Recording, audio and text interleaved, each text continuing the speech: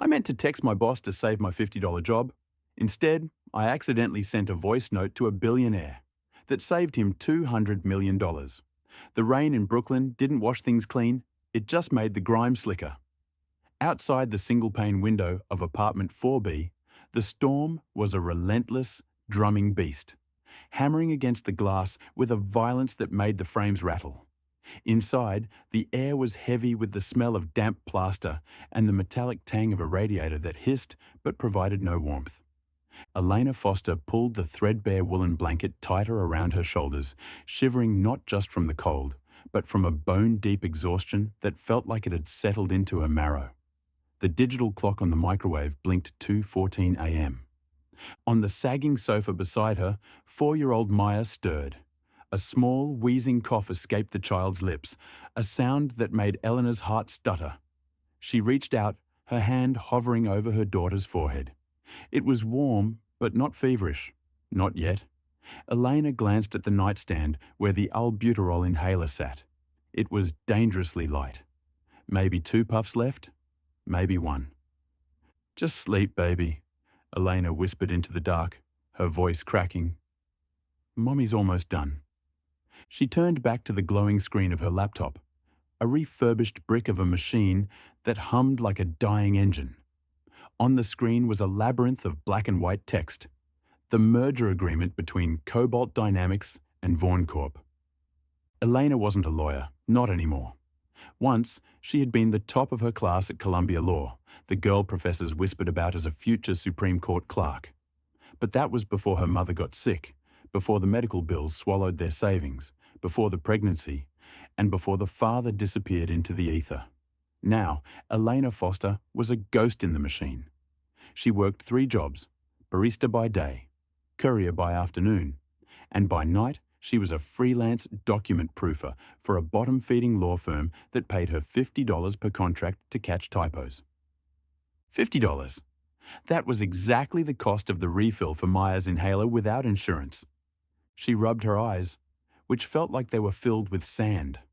She was on page 342 of 500. Most proofreaders would be skimming by now, looking for misplaced commas or double spaces. But Elena couldn't skim. It wasn't in her nature.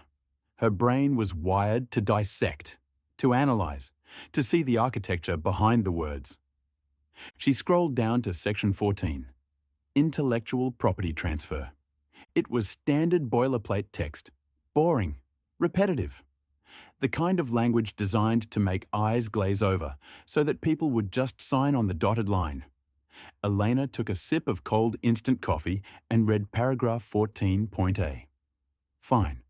She read paragraph 14.B. She stopped. She blinked, leaned closer to the screen, and read it again. Then a third time. "No," she breathed. "That can't be right." Her fatigue vanished, replaced by the sharp, electric jolt of adrenaline she used to feel in the law library at midnight. She opened a second window and began cross-referencing the definitions listed in the appendix. Designated entity defined herein as Vaughan Cayman Holdings Limited. Transfer event defined as 6 months post-closing. She did the mental math, her eyes darting back and forth across the clauses. It was buried deep, hidden under 3 layers of obfuscation and cross-references to non-existent appendices. But it was there. It wasn't a typo. It was a trap. A meticulously crafted, deliberate snare. If Cobalt Dynamics signed this deal, they thought they were acquiring Vaughan Corp's revolutionary AI patent. But according to clause 14.B, exactly 6 months after the signature, the ownership of that specific patent would automatically transfer to a shell company in the Cayman Islands due to a jurisdictional realignment. Cobalt Dynamics would pay $1.2 billion for the company, and 6 months later, the crown jewel of the purchase would vanish into thin air. They would lose the asset, the market share, and by Elena's rough estimation, about $200 million in immediate valuation. "It's a rug pull," Elena whispered, horrified. "It's a robbery in plain sight." She looked at the name of the firm she was proofing for, Miller and Associates. They were representing Cobalt Dynamics. If they let their clients sign this, they would be sued into oblivion. She grabbed her phone. It was an iPhone 8 with a screen so shattered it looked like a spiderweb. She needed to tell Gary, the paralegal who managed her freelance work. He was an idiot who often forgot to pay her on time, but she couldn't let this happen. She unlocked the phone, the glass shards biting into her thumb. Ghost touches flickered on the screen, a side effect of the damage. She navigated to her contacts. Gary Miller Law. She tapped the message icon. Her fingers were shaking. Typing a long explanation would take too long, and her thumbs were clumsy with cold. She held down the microphone icon to record a voice note. "Gary, listen to me," she hissed into the phone, keeping her voice low so as not to wake Maya. "You cannot let the client sign the Vaughan Corp agreement tomorrow. I found something in Section 14. Look at Clause 14.b. It references a designated entity in the Caymans. It's a classic IP strip mining scheme. If they sign this, the patents transfer out of the US jurisdiction in 180 days. They aren't buying the tech, Gary. They're renting it for 6 months before it gets stolen. It's a $200 million hole. Do not let them sign." She released the button. The message sent. Elena exhaled, her chest heaving. She dropped the phone on the couch cushion and rubbed her face. She had done her job. More than her job. Maybe Gary would actually give her a bonus this time. Maybe $100. Suddenly, her phone buzzed. She frowned. Gary never answered at 2 a.m. He was usually passed out or at a club. She picked up the phone. The screen flickered. She looked at the contact name she had just sent the message to. It didn't say Gary Miller Law. It said J. Blackwood. Elena's blood ran cold. The world seemed to stop spinning. "No," she gasped. "No, no, no." Her memory flashed back 2 years. She had been working as a bike messenger for a week. She had a delivery, a sealed, urgent envelope, to the penthouse of the Blackwood Tower. The receptionist had been away. A man had come down to meet her, looking impatient and terrifyingly sharp. He had demanded she call his personal line if she was ever delayed with his documents again, and she had saved the number, terrified of losing the gig. She had never called it. She had forgotten it was even there. Julian Blackwood, the titan of Wall Street, the wolf of private equity, the man whose company, Blackwood Holdings, was rumored to be the parent investor behind Cobalt Dynamics. She hadn't just texted a manager, she had texted the buyer, the billionaire, the shark. And she had just sent him a voice note sounding like a breathless, desperate lunatic accusing his partners of fraud. 5 miles away, across the East River, the storm was just silent streaks of water against floor-to-ceiling reinforced glass. The penthouse office of Julian Blackwood was a temple of minimalism and power. It was situated on the 88th floor, overlooking the entirety of Manhattan. The lights were dimmed, save for the glow of 6 monitors arranged in a semicircle on a desk made of reclaimed obsidian. Julian sat in his leather Eames chair, staring at the physical copy of the Cobalt Vaughan merger agreement. He was 36, but tonight he looked older. The shadows under his eyes were deep. He was wearing a white dress shirt, top button undone, sleeves rolled up to his elbows. A glass of untouched scotch sat near his hand. He should be celebrating. Tomorrow morning at 9 a.m., he would sign this deal. It was the culmination of 6 months of negotiation. It would solidify his dominance in the AI sector. And yet, Julian had a gut feeling, a quiet, nagging discord that had kept him awake for 3 nights. His lawyers, a team of 20, from the most expensive firm in the city, had assured him it was watertight. Ironclad, they said. A perfect deal. But Julian Blackwood didn't become a billionaire by trusting lawyers.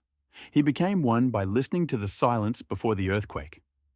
His personal phone, sitting face down on the desk, buzzed. Julian frowned. Only 5 people had this number: his mother, who was in Europe, his chief of staff, who was asleep, and his 3 siblings, who only called when they needed money. He picked it up. A message from unknown number. An audio file. He hesitated. Curiosity warred with caution. It was 2:18 a.m. He pressed play. The voice that filled the silent, sterile office was not what he expected. It wasn't the polished, sycophantic tone of his employees. It was a woman's voice. It was raspy, laced with exhaustion, and whispering as if sharing a state secret. But underneath the fatigue, there was an undeniable, razor-sharp intelligence. Look at Clause 14.b. It references a designated entity in the Caymans. It's a classic IP strip mining scheme. Julian froze. If they sign this, the patents transfer out of the US jurisdiction in 180 days. They aren't buying the tech. They're renting it for 6 months before it gets stolen. Julian reached for the contract on his desk. His hand moved with sudden, violent speed. He flipped pages, tearing one slightly in his haste. Page 342, Clause 14. He scanned it. At first glance, it looked fine. Then he followed the logic the voice had laid out. He pulled up the digital appendix on his screen. Designated entity, Vaughan Cayman. His eyes narrowed. His jaw tightened until a muscle feathered in his cheek. She was right. It was obscure. It was brilliant. It was evil. And his team of Harvard and Yale graduates charging him $1,500 an hour had missed it. But this woman, this stranger with the tired voice and the background noise of rain and... was that a child coughing? She hadn't missed it. The audio message ended. Silence rushed back into the room, but the atmosphere had changed. The deal on his desk was no longer a victory. It was a bomb, and this stranger had just handed him the wire cutters. He picked up his phone. His fingers flew across the screen. Julian, who is this? He waited. 3 seconds. Julian, and why do you have a draft of my private contract? Back in Brooklyn, Elena stared at the phone as the messages popped up. The screen light illuminated her pale, terrified face. Who is this? The question felt like a spotlight from a police helicopter. She couldn't breathe. She wasn't supposed to have the contract. Technically, as a freelancer, she was bound by NDAS. But sending sensitive data to an unauthorized third party, even by accident, was a breach of confidentiality. It was grounds for a lawsuit. And not just any lawsuit, a Julian Blackwood lawsuit. He could crush her. He could make sure she never got a job cleaning toilets, let alone working in law. And worse, she had humiliated his lawyers. If he told Miller and Associates that some random freelancer found the error they missed, she would be fired instantly. The $50 check would vanish. The inhaler, the rent. Panic, cold and sharp, seized her chest. She couldn't be the hero. She couldn't be the genius. She just needed to survive the night. I'm sorry, she whispered to the glowing screen. She typed frantically, her thumbs slipping on the cracked glass. Elena, I'm so sorry. Wrong number. Ignore this. She paused. Her thumb hovered over the send button. She looked at Maya, sleeping fitfully on the couch, her chest rising and falling with difficulty. Elena knew what it was like to be vulnerable. She knew what it was like to be taken advantage of by a system that didn't care. She couldn't let him sign it, even if he was a billionaire, even if he destroyed her. She couldn't let the bad guys win. She typed one more line. Elena, but please, for the love of God, don't sign that paper. It's a trap. She hit send. Then, before he could reply, before he could trace the number, before he could call her and demand answers she couldn't give, she did the only thing she could think of. She held the power button down. Slide to power off. The screen went black. Elena dropped the phone onto the pile of unpaid bills on the table. She pulled her knees to her chest and buried her face in her hands. The sound of the rain outside now sounding like applause for her own destruction. She had just saved a billionaire $200 million, and it had probably cost her everything. In the penthouse, Julian watched the text bubbles appear and then stop. Wrong number. He scoffed. There were no wrong numbers in his world. There was only information and leverage. He dialed the number. It went straight to voicemail. The subscriber you have reached is not available. He hung up. He looked at the phone for a long moment, then turned his gaze back to the contract.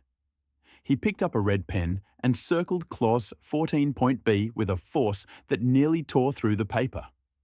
He stood up and walked to the window, looking out at the city drowning in the storm. Somewhere out there, in the grid of millions of lights, was a woman who was smarter than his entire payroll. A woman who sounded like she was at the end of her rope, yet still had the integrity to warn a stranger.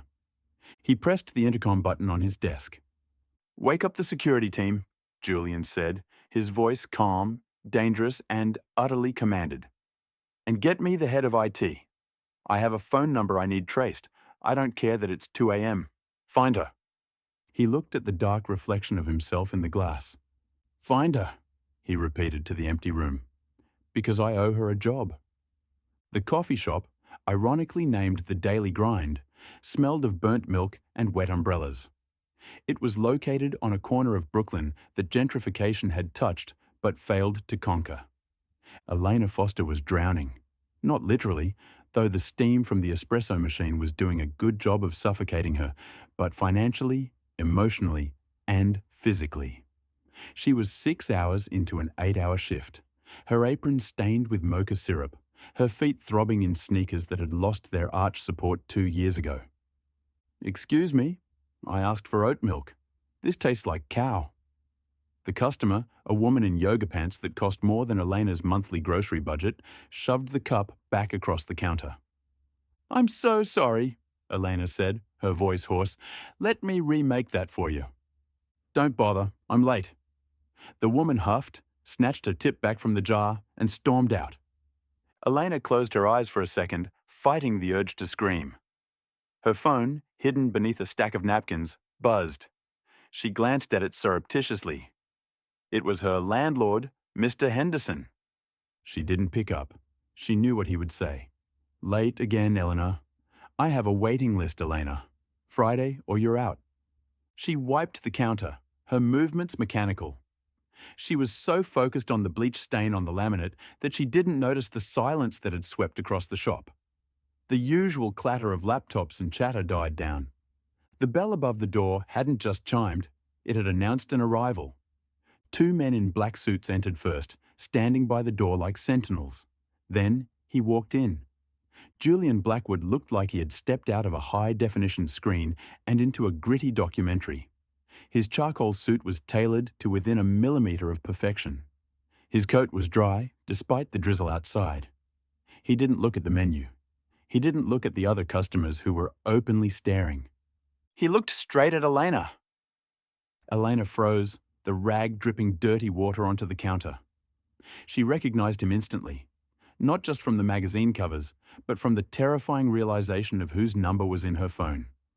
She had turned her phone off for 2 days after the incident, praying it would blow over. It hadn't blown over. Julian walked to the counter. Up close, his eyes were a startling icy blue, and they held an intensity that made Elena want to shrink into the floorboards. Can I help you?" she stammered. "Elena Foster," Julian said. It wasn't a question. It was a verification. His voice was low, smooth, and carried a weight that made the air feel heavy. Look, about the text," Elena started, her heart hammering against her ribs. "I swear, I deleted the file. I didn't show anyone. I signed an NDA with Miller & Associates. I know the rules. Please don't sue me. I have $40 in my bank account. You can't get blood from a stone." Julian didn't blink. He reached into his coat pocket. Elena flinched. He didn't pull out a subpoena. He pulled out a thick, leather-bound folder and dropped it onto the sticky counter with a heavy thud. "I don't want your $40, Ms. Foster," Julian said coolly. "And I'm not here to sue you." He tapped the folder. "Clause 14b, he said. "My legal team, 20 of the highest-paid sharks in New York, missed it. They were too busy looking at the capitalization tables. You, however, saw it at 2 a.m. while presumably taking care of a sick child." Elena stared at him, wiping her hands on her apron. You You didn't sign it? I did not. And because I didn't, I saved Blackwood Holdings $200 million and a humiliating public scandal. Julian leaned in slightly, his gaze piercing. I traced the number. I looked into your background. Former editor of the Law Review at Columbia. Top of your class. Dropped out 3 credits shy of a degree due to personal financial insolvency. My mother was dying, Elena said, her voice hardening. It wasn't just insolvency. Life is results-oriented, Elena. I don't care about the why. I care about the what. He opened the folder. Inside wasn't a lawsuit. It was an employment contract. I am acquiring 3 new companies in the next quarter. My current legal team is complacent. They tell me what I want to hear. I need someone who tells me what I need to hear. I need someone to hunt for the traps. He slid a pen across the counter. Title: Special Legal Consultant. Salary: $10,000 a month. Full benefits. You start immediately. The shop was dead silent. Even the espresso machine seemed to have stopped hissing. Elena looked at the number. $10,000. That was more than she made in 4 months. It was rent. It was medicine. It was a winter coat for Maya.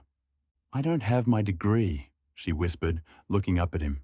I'm not a lawyer. I'm a barista. I don't need a lawyer. I have an army of them, Julian replied, his expression unreadable. I need a wolf who is hungry. Are you hungry, Elena? Elena looked at the scuff marks on the counter. She heard the phantom ring of her landlord calling again. She thought of Maya's wheezing chest. She picked up the pen. Her hand shook just once before she signed her name in sharp, angular strokes. I'm starving, she said. The ivory tower. The lobby of Blackwood Holdings was less like an office and more like a cathedral dedicated to the worship of capital. The floors were marble, the ceilings were soaring glass, and the air smelled of expensive cologne and ozone. Elena walked in at 8:55 a.m. on Monday. She was wearing her best suit, a charcoal blazer she had bought at a consignment shop 3 years ago. It was clean, pressed, and professional, but against the backdrop of Blackwood employees in their Italian wool and bespoke silk, she felt like she was wearing a costume made of cardboard. Her shoes were the problem. They were sensible black flats, but the leather was peeling at the toe. She tried to walk in a way that hid them, which only made her gait stiff. ID?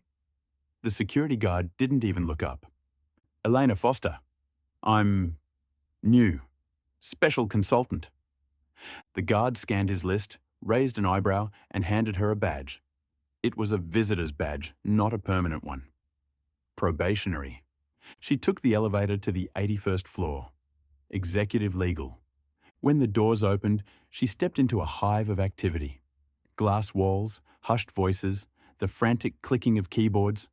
Standing in the center of the open-plan office was a man who looked like he had been carved out of marble and arrogance. Marcus Kane, General Counsel. He was tall, with slicked-back blonde hair and a smile that didn't reach his eyes. He was holding a coffee cup, like a weapon. So, Marcus said, his voice carrying across the silent room, this is the savant Julian dug up from Brooklyn. He walked over, his eyes scanning Elena from her messy bun down to her scuffed shoes. He didn't offer a hand to shake. I'm Marcus Kane. I run this department. And let's be clear, I don't know what sob story you spun for Mr. Blackwood, or what lucky guess you made on the Vaughan Corp deal, but we operate at a level of precision here that I doubt you're accustomed to. I'm here to work, Mr. Kane, Elena said, keeping her chin up. Not to tell stories. Marcus chuckled darkly. We'll see. Julian wants you to review the acquisitions for the merger with Helios Tech. It's thousands of pages of due diligence. He thinks you have a fresh eye. He dropped a stack of files onto a nearby desk, a desk that was clearly a temp station, shoved in a corner near the printer. Have fun. If you find a typo, do let us know. Maybe we'll give you a gold star. A ripple of snickering went through the room. The junior associates, all shiny and terrified, looked at her with a mix of pity and disdain. To them, she was an intruder, a charity case. Elena sat down. She felt the heat rising in her cheeks. She wanted to run. She wanted to go back to the coffee shop where people were rude, but didn't look at her like she was a stain on the carpet. Then she remembered the check. $10,000. She opened the first file. Helios Tech, Asset Liquidation Protocols. Focus, she told herself. Make them pay for the laughter. By 1 p.m., Elena's head was pounding. She had skipped lunch because she couldn't afford the cafeteria food yet, and she didn't want to eat her packed sandwich in front of the wolves. Her phone buzzed. It was the daycare center, the cheap, overcrowded basement facility she had dropped Maya off at that morning. Ms. Foster? Maya is coughing again. We can't keep her here if she's sick. It's against policy. You need to pick her up. Now. Elena's stomach dropped. I just started a new job. Can you give me an hour? Please. Now, Ms. Foster, or we call social services. Panic. Pure, unadulterated panic. She couldn't leave. If she walked out on her first day, Marcus Kane would fire her before she reached the elevator. But she couldn't leave Maya. She stood up, grabbing her purse. She would have to beg. She would have to beg Julian. She rushed toward the executive elevators, ignoring Marcus's shout of, "Where do you think you're going?" The doors to the penthouse suite opened. She burst out, ready to plead, only to run straight into Julian's chest. "Whoa," he said, steadying her by the shoulders. His hands were warm, firm. "Where is the fire, Elena?" "I have to go," she gasped, fighting back tears. "I have to leave. I know it's my first day. I know you paid me. I'll pay it back. But my daughter, the daycare is kicking her out. She has asthma. They won't keep her. I have to go." She tried to pull away, but he held her fast. He wasn't looking at her with anger. He was looking at her shoes. Then he looked at her frantic eyes. "You're not going anywhere," Julian said. "You don't understand." "I understand perfectly." He turned to his assistant, a sharp-eyed woman named Sarah. "Sarah, take Ms. Foster's files to the conference room on the East Wing, the one we just renovated." "But I have to get Maya," Elena cried. "Sarah has already sent a car for Maya," Julian said calmly. Elena froze. "What?" "I had my driver pick her up 10 minutes ago. The daycare called the main line when you didn't answer the first time. It was routed to my office." You kidnapped my daughter?" "I relocated her." Julian turned and began walking down the hall. "Come with me." Elena followed, confused and terrified. They walked past the legal department, past Marcus Kane, who looked furious, and stopped at a set of double-frosted glass doors near the corner office. There was no sign on the door. Julian swiped his keycard. "I noticed something in your voice note the other night," Julian said as the lock clicked. "Background noise, heavy breathing, wheezing, and you mentioned expensive meds in your personnel file review." "He pushed the door open." Elena gasped. It wasn't a conference room, not anymore. The room had been transformed. The harsh fluorescent lights were replaced with soft, warm lamps. The floor was covered in plush, hypoallergenic rugs. In the corner, there was a high-grade HEPA air filtration system humming silently, the kind used in hospitals for respiratory patients. There were toys, not cheap plastic ones, but wooden puzzles, art supplies, and a small library of books. And sitting on a beanbag chair, holding a juice box and watching a cartoon on a tablet, was Maya. She looked up, her breathing visibly easier in the clean air. "Mommy, look, Mr. Driver gave me a grapple." She meant an apple. Elena's knees gave out. She grabbed the doorframe to stay upright. "What is this?" she whispered. "We call it the Employee Wellness Initiative," Julian said, his voice devoid of emotion, as if he were discussing a tax write-off. "We found that productivity drops when parents are worried about their children. This room is soundproofed, has a dedicated air purification system for sensitivities, and I've hired a private nanny, Mrs. Higgins, who is a retired pediatric nurse. She's in the kitchenette preparing snacks." Elena looked at him. She saw the lie. There were no other children here. This wasn't a company policy. This was for her. She looked down at her scuffed shoes, then at the man who was supposedly a heartless corporate raider. You did this for me? I did this for my investment, Julian corrected, though he refused to meet her eyes, focusing instead on a spot on the wall. I paid a lot of money for your brain, Elena. I can't have you distracted by subpar childcare facilities in Brooklyn. It's bad for business. He turned to leave, buttoning his jacket. Mrs. Higgins stays until 7 p.m. Get back to work. And Elena? She looked up, tears finally spilling over. Yes? The Helios files. Check page 402. I think Marcus is missing a liability regarding their pension fund. Prove him wrong. He walked away, his stride long and confident. Elena wiped her face. She walked into the room and hugged Maya tighter than she ever had. The air was clean. Her daughter was safe. She stepped back out into the hallway, closing the door softly. She walked back to her desk in the bullpen. Marcus Kane was watching her, a sneer on his face. Back so soon? Did the boss accept your resignation? Marcus taunted. Elena sat down. She opened the Helios file to page 402. Her eyes narrowed, her mind sharpened. The fear was gone, replaced by a cold, burning determination. No, Marcus, she said, not looking up. He just gave me better ammunition. She picked up her highlighter. It was time to hunt. 2 weeks into her tenure at Blackwood Holdings, Elena Foster had become a fixture on the 81st floor, though she was still treated like a ghost. She arrived before the cleaning crew left and stayed until the city lights below turned into a blur of gold and red. While the Ivy League associates in Marcus Kane's department focused on the billion-dollar headlines, the mergers, the hostile takeovers, the stock prices, Elena focused on the footnotes. She knew something the others didn't. The devil isn't in the details. The devil is in the decimals.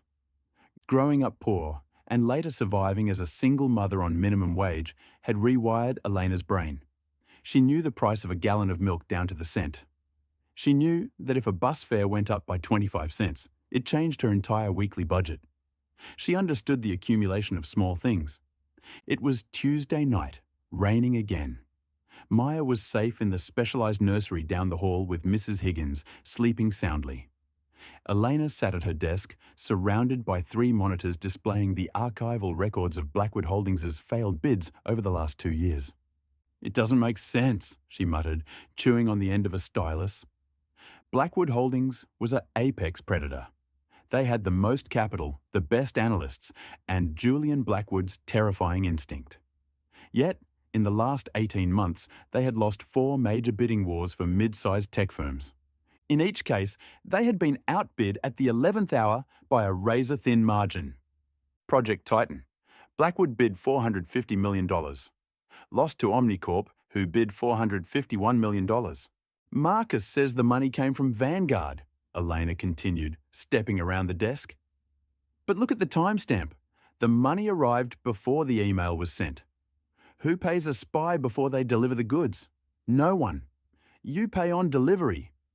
She grabbed the papers from his hand. She didn't hand them to him nicely. She slapped them onto the desk, spreading them out. I wasn't printing the bid caps to steal them. I was tracing where the information goes. Look here. She pointed to the highlighted text. Clause 8.3. Argus Solutions, a compliance monitor with red access to your servers. Who owns Argus? A holding company in Delaware. Who sits on the board of that holding company? She quickly typed on her keyboard, pulling up the Secretary of State records she had found earlier. She turned the monitor toward him. Look at the registered agent, she commanded. Julian leaned in. He read the name. M. Kane, Esquire. It was buried, hidden under layers of LLCS, but Elena had found the thread. Marcus isn't just selling the info, Elena said, her voice dropping to a whisper. He's brokering the deal.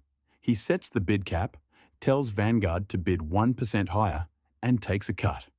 He framed me tonight because I pinged the server logs when I looked up Argus. His system alerted him. Julian stared at the screen. He looked at the signature on the vendor contract, Marcus's signature. He looked at the deposit timestamp on Elena's phone. He closed his eyes for a moment. The betrayal was a physical weight. Marcus was family. Marcus was the one who stood by him when his wife died. "The email sent from my computer," Elena said softly. "Check the IP logs. It was a remote script. I was typing a query when the mouse took over. I couldn't stop it." Julian opened his eyes. He looked at Elena. Logically, the evidence against her was overwhelming. A bank transfer, a sent email, a motive.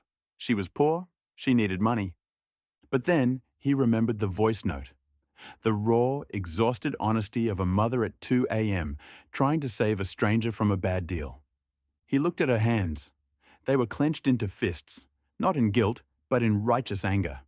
He looked at her eyes. They were the same eyes that had stared him down in the coffee shop. A wolf who is hungry. "He's smart," Julian said quietly.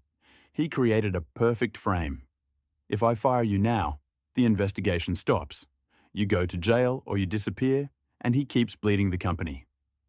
"He thinks you'll believe the numbers," Elena said, "because you're a finance guy. You trust spreadsheets."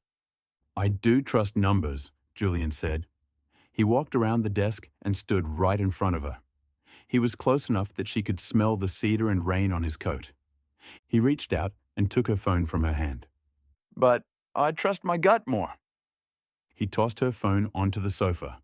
"He wants me to fire you. He wants a scene. He wants me to call the police." Julian walked to the window, looking out at the city. "So, we're going to give him exactly what he wants." Elena blinked. "What?" Julian turned back. A dark, dangerous smile played on his lips. It was the smile of the shark that ate other sharks. "I'm going to fire you, Elena. Publicly, loudly. I want you to scream at me. I want you to make a scene in the lobby. I want Marcus to see you leave this building in tears." You want me to leave?" Elena felt the floor drop out. "I want you to leave the building," Julian corrected. "But you're not leaving the payroll. And you're certainly not leaving the fight." He pulled a key card from his inner pocket, a black card with no markings. "This is for the private elevator to my penthouse residence, not the office, the home.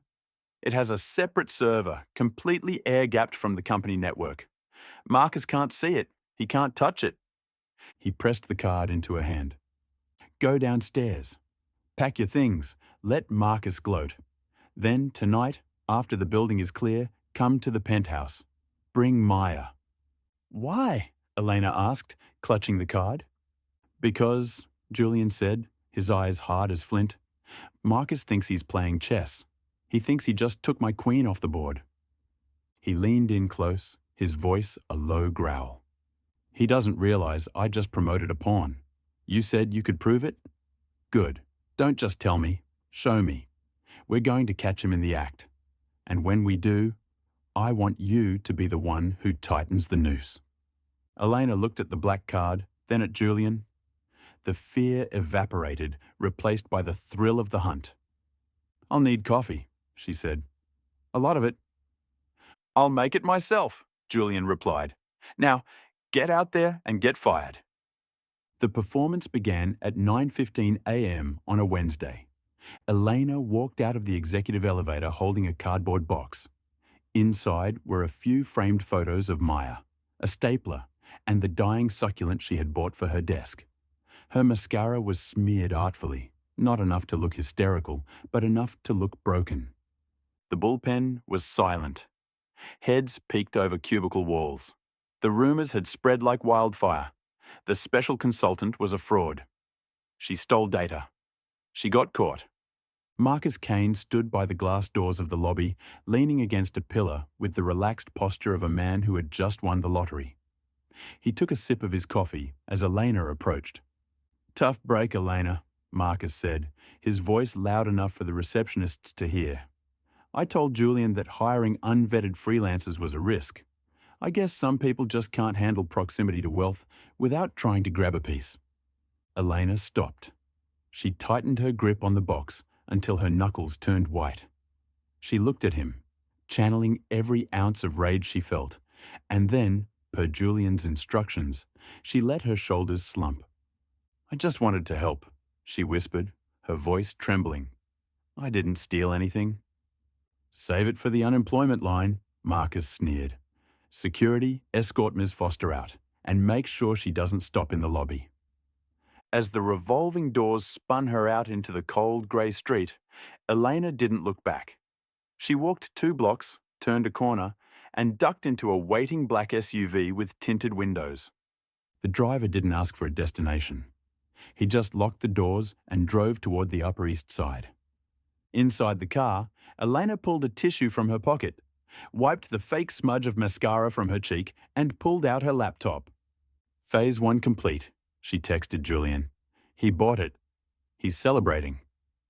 A moment later, the reply came. Good. Now come home. We have a grave to dig. The sanctuary in the sky. Julian Blackwood's penthouse was not just an apartment. It was a fortress of solitude suspended in the clouds. But for the last 3 days, it had become a war room. The living room, usually pristine and empty, was now a chaos of take-out containers, server racks that Julian had hauled up from the IT dungeon, and piles of printed code. And in the center of it all was Maya. The little girl had turned Julian's $50,000 Italian leather sofa into a fort using throw pillows. Currently, she was cooking plastic vegetables on the coffee table. Mr. Julian, do you want broccoli soup? Maya chirped, holding up a green plastic toy. Julian, who was on a call with the SEC, paused. He looked at the child, then at the phone. Hold on, he said to the federal regulator. He covered the receiver. Yes, Maya, I would be honored.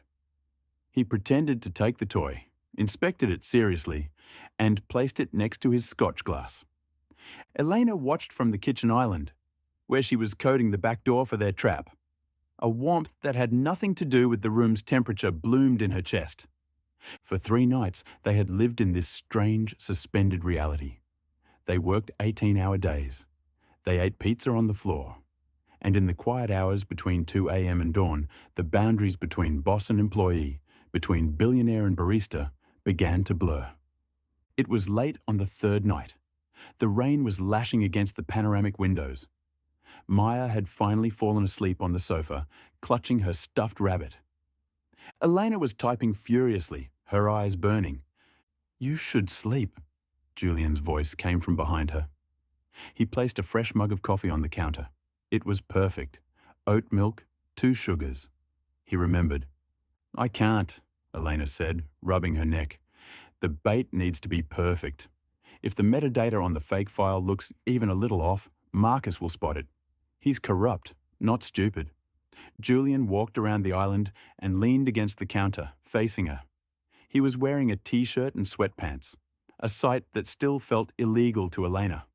Stop for a second, he said gently. Listen. Elena paused. The room was silent, save for the rain and the soft, rhythmic breathing of her daughter. I haven't heard this apartment sound like this in 10 years, Julian said, looking at the sleeping child.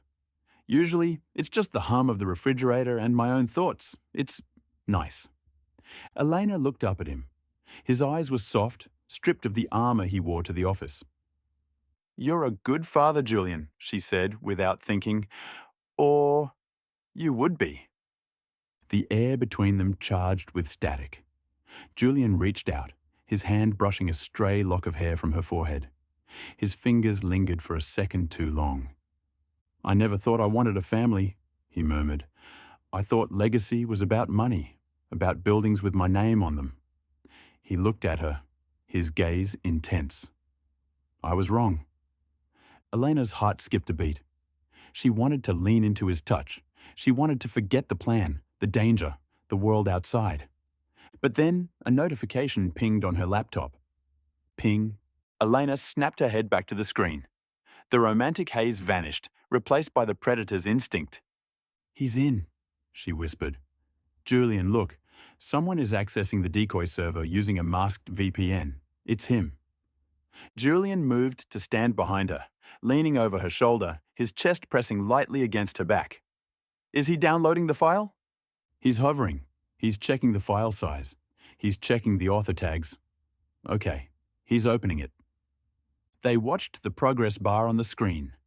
Project, Ether, status, download complete. He took the bait. Elena exhaled, leaning back into Julian. He thinks he just stole the details of a $2.5 billion acquisition of a renewable energy firm that doesn't exist. Julian straightened up, his face hardening back into the CEO mask. Then the trap is set. Now we just wait for him to sell it. The gala, the Blackwood Holdings. Annual Gala was the event of the season. It was held at the Metropolitan Museum of Art in the Temple of Dender. The room was a sea of tuxedos, designer gowns, and shark smiles. Marcus Kane stood near the champagne fountain, radiating triumph. Earlier that afternoon, he had received a confirmation from his contact at Vanguard. They had received the Ether file. They were preparing a preemptive bid to undercut Blackwood.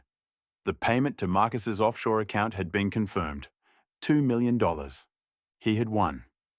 He had ousted the meddlesome girl, and tonight he would watch Julian announce the failure of the Ether deal, solidifying Marcus's narrative that Julian was losing his touch and needed to be replaced by a more steady hand. Perhaps Marcus himself. "Julian," Marcus called out as he saw the CEO enter. Julian looked impeccable in a tuxedo, but his face was drawn, his shoulders slumped. He looked like a beaten man. "Hello, Marcus," Julian said, taking a glass of water. "You look terrible," Marcus said, feigning concern. "Is it the Ether deal? I heard rumours. Vanguard moved fast." "They knew our exact price cap," Julian said quietly. "Down to the cent. Again." "It's a tragedy," Marcus sighed, placing a hand on Julian's shoulder. "But honestly, Julian, maybe it's for the best. With all the distractions lately, that girl, maybe you weren't focused." "Maybe," Julian said. He checked his watch. "It's time for the keynote speech." "Go get him, Tiger," Marcus smirked. Julian walked to the stage. The lights dimmed. The chatter died down as the spotlight hit the podium. "Thank you all for coming," Julian began, his voice amplified through the massive hall. "Usually, at this gala, we celebrate our victories. We watch a video montage of our growth." He gestured to the massive LED screen behind him. "But tonight, I want to show you something different. I want to show you how a company really works. Or rather, how it breaks." Marcus frowned. This wasn't in the script. "Tonight," Julian continued, his voice gaining strength, shedding the fake defeat, "I intended to announce the acquisition of Ether Energy. But at 4 p.m. today, our competitor Vanguard placed a bid exactly $100,000 above our confidential maximum." A murmur went through the crowd. "Bad luck," someone whispered. "No," Julian said sharply. "Not luck. Mathematics." He pulled a remote from his pocket and clicked it. The screen behind him didn't show a slick PR video. It turned black. Then, lines of green code began to scroll. System log, October 24th, 2023. User M_KANE_ADMIN. Action, file export, Project Ether, .pdf. Destination, external server, Cayman Islands. The room went deadly silent. Marcus dropped his champagne glass. It shattered, the sound echoing like a gunshot. "What is this?" Marcus hissed, looking around for security. "Turn it off. It's a glitch." "It's not a glitch, Marcus," Julian said, pointing at the screen. "It's a receipt." The screen shifted again. Now it showed a live video feed. It was a recording of Marcus, taken from a hidden camera in his own office, which he thought he had swept, authorizing the wire transfer on his phone. "You see," Julian said to the stunned audience, "Ether Energy doesn't exist.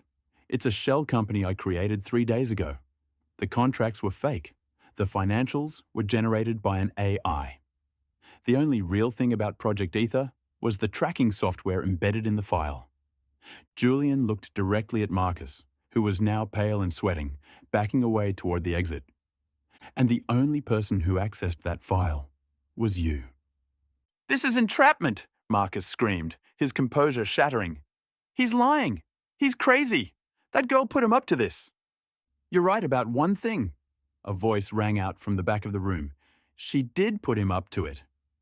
The Queen's Gambit. The heavy double doors at the entrance of the temple swung open. All heads turned. Elena Foster stood there. She was no longer the frazzled waitress in a stained apron. She was no longer the nervous temp in scuffed shoes. She was wearing a gown of midnight blue silk that fit her like a second skin. It was sleek, architectural, and devastatingly elegant. Her hair was swept up, revealing the long line of her neck. On her feet were heels sharp enough to kill. She walked through the crowd. The sea of tuxedos parted for her. She didn't look at the floor. She looked straight at Marcus Kane. She walked up the stairs to the stage and stood next to Julian. He looked at her with a mixture of pride and awe that made the breath catch in her throat. He handed her the microphone. "Ladies and gentlemen of the board," Elena said, her voice clear and commanding. "My name is Elena Foster. I am the special legal consultant for Blackwood Holdings." She pointed to the screen, where the complex web of Marcus's shell companies was now displayed. A diagram she had built during those long nights at the penthouse. What you are seeing is the Kane Protocol. For 2 years, Marcus Kane has been shorting his own company's deals. He cost you $1.4 billion in lost assets. She turned to Marcus. "You framed me for the Helios leak because you got lazy. You used a static IP address for your bank transfers. You thought because I didn't have a degree, I couldn't do the math." Elena took a step closer to the edge of the stage. "But here's the thing about being poor, Marcus. You learned to count every single penny, and I found every penny you stole." Marcus looked around. He saw the board members whispering furiously. He saw the security guards moving in from the exits. "Julian," Marcus pleaded, his voice cracking, "we're family. You can't let her do this." Julian stepped forward, placing a protective hand on the small of Elena's back. "She's not doing anything, Marcus," Julian said coldly. "She's just reading the autopsy report. You killed your own career." 2 federal agents in suits stepped out from the shadows of the Egyptian temple. "Marcus Kane," one of them said, "we have a warrant for your arrest on charges of corporate espionage, wire fraud, and insider trading." As the handcuffs clicked around Marcus's wrists, the flashbulbs of the press photographers erupted like a lightning storm. Elena watched him being dragged away. She felt her legs trembling slightly, the adrenaline beginning to fade. She felt a warm hand enclose hers. She looked up. Julian was watching her, oblivious to the chaos, the press, and the cheering board members. "You look," he started, his voice rough. "You look incredible." Elena smiled, a real, genuine smile. "I told you," she whispered. "I'm a wolf, and I was hungry." "Well," Julian said, lifting her hand to his lips in front of all of New York society, "I think you just ate." The headlines the next morning were brutal for Marcus Kane, but they were a coronation for Blackwood Holdings. "Corporate espionage thwarted by mystery whistleblower. Blackwood stock jumps 15% after cleansing of executive board." But inside the glass walls of the 81st floor, the atmosphere was strangely quiet.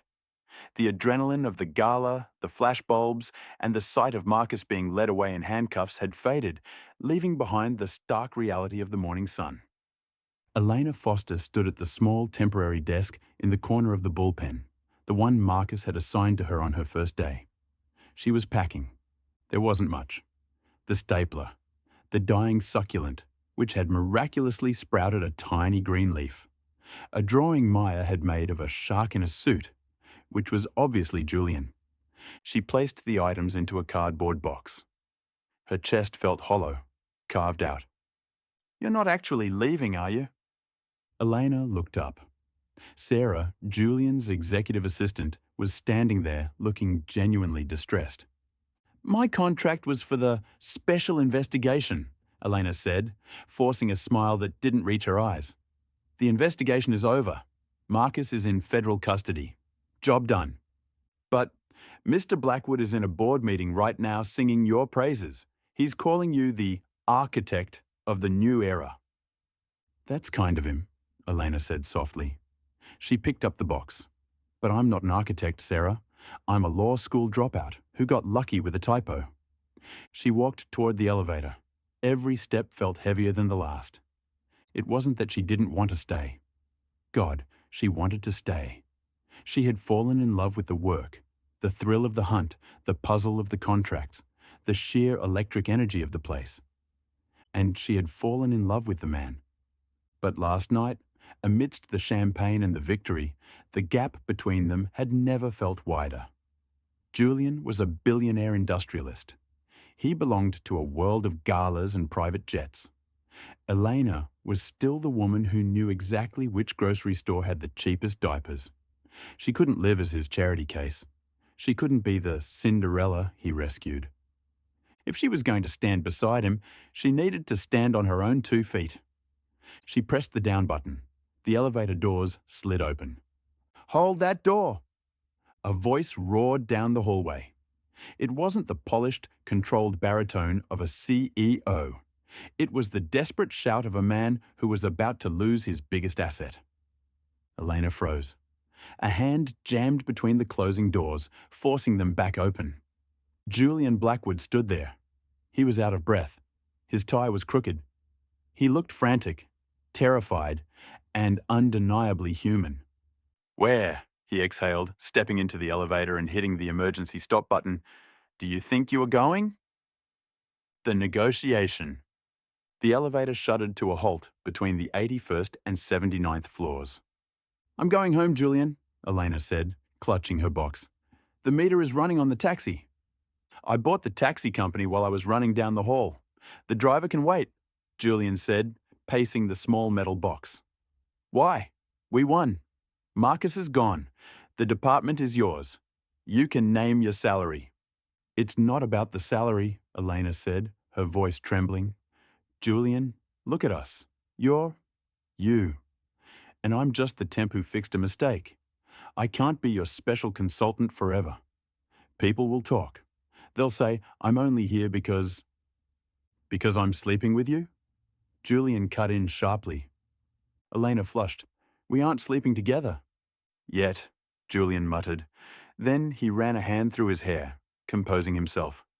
"Elena, you think I care what people say? I care about results.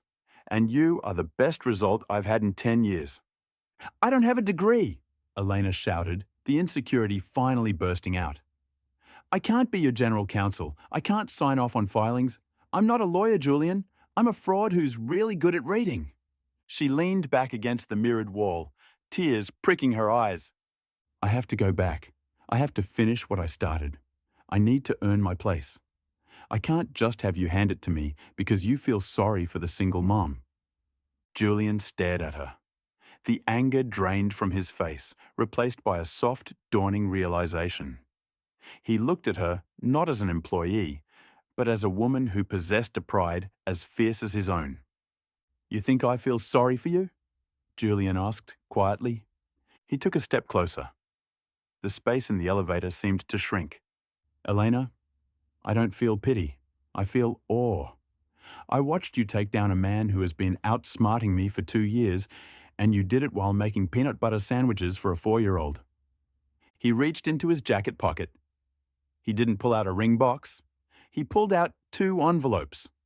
"I knew you would try to run," he said, "because that's what you do. You think you don't deserve the win. So, I prepared a counteroffer." He handed her the first envelope. Elena opened it. Her breath hitched. It was a letter from the Dean of Admissions at Harvard Law School.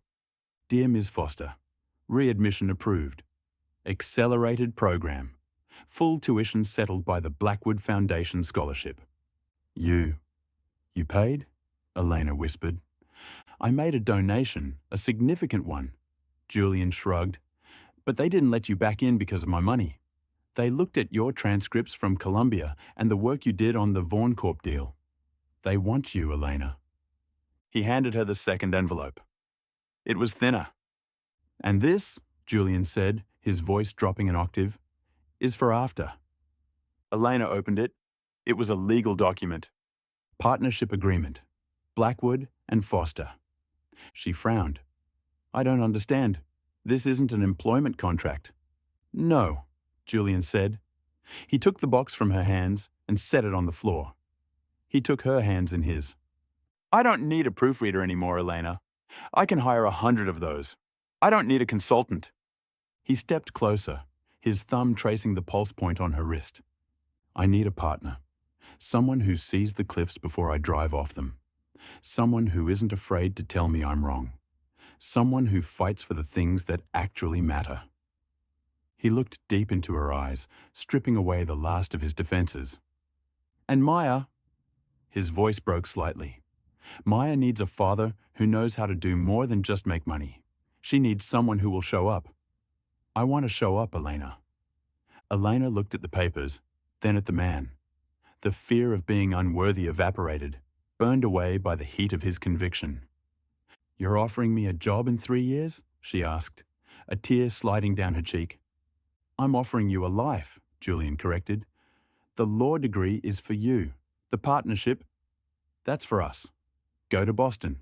Finish your degree. Crush every exam. I'll fly up every weekend. We'll make it work. But do not walk out of this elevator thinking you don't belong here. He leaned his forehead against hers. You own this place, Elena. You bought it the night you sent that voice note. Elena let out a shaky laugh, a sound of pure relief and joy. She dropped the papers and wrapped her arms around his neck, pulling him down. Okay, she whispered against his lips, but I have one condition. Anything, Julian breathed. You have to learn how to make broccoli soup. The plastic kind. Julian smiled, and finally, he kissed her.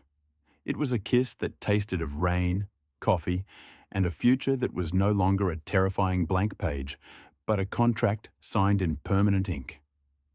Epilogue. 4 years later. The corner office on the 88th floor had changed. The cold obsidian desk was still there, but next to it stood a smaller, colourful easel with a half-finished painting of a cat. The nameplate on the heavy oak door read, Elena Foster Blackwood, General Counsel and Chief Strategy Officer. Elena sat behind the desk, reviewing the final merger documents for a renewable energy firm. A real one this time. She signed her name with a flourish. Elena Foster, J.D. She looked up as the door creaked open. Mom, Dad says he's stuck. Maya, now 8 years old and missing a front tooth, skipped into the room. She was wearing a soccer uniform. Behind her, the great titan of Wall Street, Julian Blackwood, walked in. He had abandoned his suit jacket. His sleeves were rolled up, and he was holding a pink hair ribbon with a look of intense, surgical concentration. I am not stuck, Julian insisted, though he looked more stressed than he had during the SEC investigation. I'm simply navigating a complex structural integrity issue. Elena laughed, closing her laptop. Structural integrity? It's a French braid, Julian. It involves 3 strands moving in a non-linear pattern, Julian grumbled, sitting down on the rug beside Maya. It's harder than quantum mechanics. Come here, Julian said to Maya, patting the floor. Let's try again. Focus. Elena watched them. The love she felt was a physical ache in her chest. She watched her husband, the man who used to terrify boardrooms with a single glance, sticking his tongue out slightly as he wove the strands of his daughter's hair. He had kept his promise. He showed up. Every soccer game, every recital, every nightmare. Elena stood up and walked over to the wall behind her desk. Amidst the diplomas from Harvard and the awards for Legal Innovator of the Year, there was a small, simple black frame. Inside it wasn't a degree or a check. It was a screenshot of a text message chain, printed on archival paper. Voice note. 2 minutes and 14 seconds. Julian, who is this? And why do you have a draft of my private contract? Elena. I'm so sorry. Wrong number. Ignore this. But please, for the love of God, don't sign that paper. It's a trap. Elena traced the glass with her finger. The mistake that saved them. The wrong turn that led them home. Done, Julian announced triumphantly. Elena turned around. Maya's braid was crooked, lopsided, a little messy. "It's perfect," Elena said. Julian looked up at her, beaming with a pride that no billion-dollar deal could ever replicate.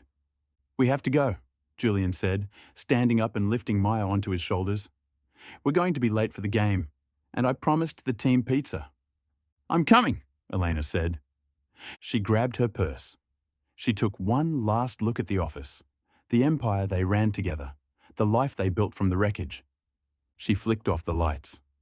The room went dark, save for the city lights outside, shining like a million stars. "Ready, partner?" Julian asked from the doorway, extending his hand. Elena took it. "Ready,